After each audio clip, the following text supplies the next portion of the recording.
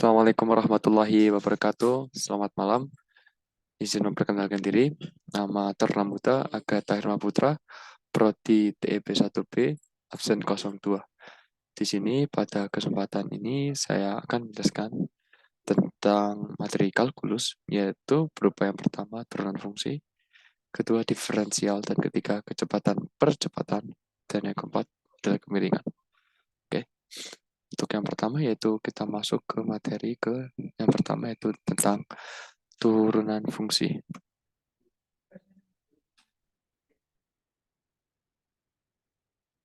Oke, turunan fungsi. Dapat dilihat di sebelah kanan adalah gambar sebuah gambar fungsi, yaitu terdapat perhimpunan. Misal, di himpunan X, X ada X1, X2, X3, sampai Xn. Dan himpunan Y yang beranggotakan Y1, Y2, Y3, dan Yn.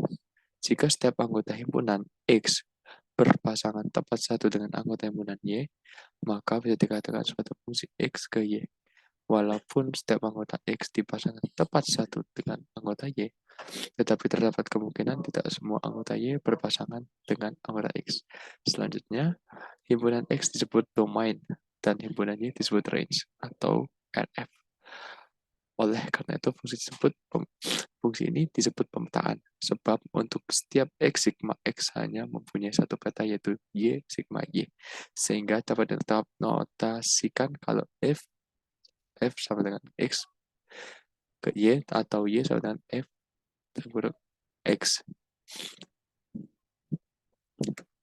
Selanjutnya adalah tentang diferensial. Okay. Diferensial yaitu turunan atau disebut juga derivatif, merupakan suatu pengukuran kepada bagaimana fungsi berubah seiring perubahan nilai input.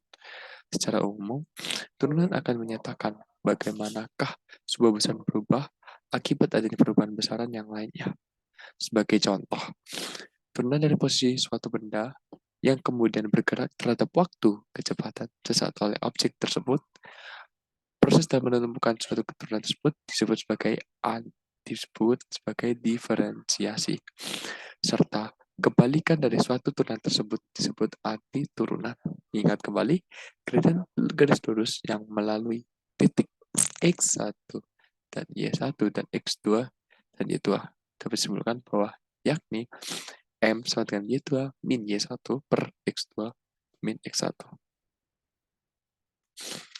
Dan yang selanjutnya adalah percepatan dan kecepatan. Kita mulai dari yang pertama itu kecepatan. Kecepatan rata-rata V pada bidang datar didefinisikan sebagai perubahan lintasan delta S dibagi perubahan waktu delta T yang dibutuhkan benda untuk bergerak, di mana S2 adalah posisi akhir benda dan S1 posisi awal terhadap titik acuan, sedangkan T2 adalah waktu yang dibutuhkan untuk mencapai posisi akhir, dan T1 adalah posisi awal benda. Dapat dilihat di bawah itu sama dengan V sama dengan delta S per delta T sama dengan S2 min S1 per T2 min T1. Dan setelah kecepatan, kita lanjut menuju ke percepatan. Kecepatan rata-rata dapat disimpulkan dengan A pada bidang datar itu didefinisikan sebagai A sama dengan sigma V per sigma T sama dengan V2 min V1 per T2 min T1. Untuk selisih waktu sigma T yang cukup besar hanya dapat digunakan untuk menentukan percepatan rata-rata saja, tidak dapat digunakan untuk menghitung kecepatan untuk suatu saat tertentu. Untuk mencari nilai kecepatan dengan sigma T yang sangat kecil, dapat disimpulkan bahwa sigma T sama dengan 0, maka dapat menggunakan konsep yaitu konsep limit. Oke, dan yang selanjutnya yaitu kemiringan. Di sini tersedia sebuah gambar grafik parabola. Dan di sini terdapat satu kasus, yaitu bagaimana cara menentukan angka kemiringan garis singgung G di titik P 1,1.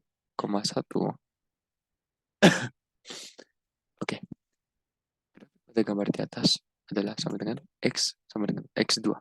Selanjutnya, Q dengan X, X2 adalah seberang dari titik pada parabola Y sama dengan X2. Bisa dilihat? Ya, berseberangan. Ketika berseberangan, maka gradien garis lurus melalui titik P dan Q dapat disimpulkan jadi M PQ sama dengan X kuadrat min 1 per X min 1. Dari gambar di atas, maka dapat disimpulkan bahwa semakin dekat titik P dengan titik Q, maka gradien garis PQ akan mendekati nilai gradien garis singgung kurva yang melalui titik P, yakni MG sama dengan MPQ. Bisa dilihat kembali bahwa garis gradiennya itu mendekatkan ke titik kurva. Dengan demikian dapat disimpulkan bahwa MG sama dengan limit X sama dengan sampai 1, MPQ sama dengan lim X min 1, X kuadrat min 1 per X min 1 dan lim X sama dengan 1, X plus 1 sama dengan 2.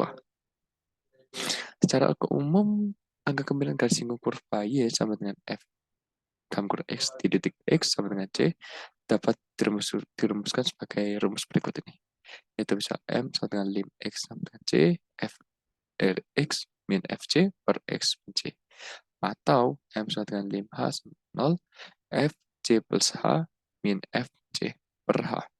Selanjutnya diberikan definisi turunan fungsi F di titik X sama dengan C. Dinyatakan dengan F aksen C dan didefinisikan dengan F aksen C sama dengan lim H sampai 0 dan F C plus H min F C per H.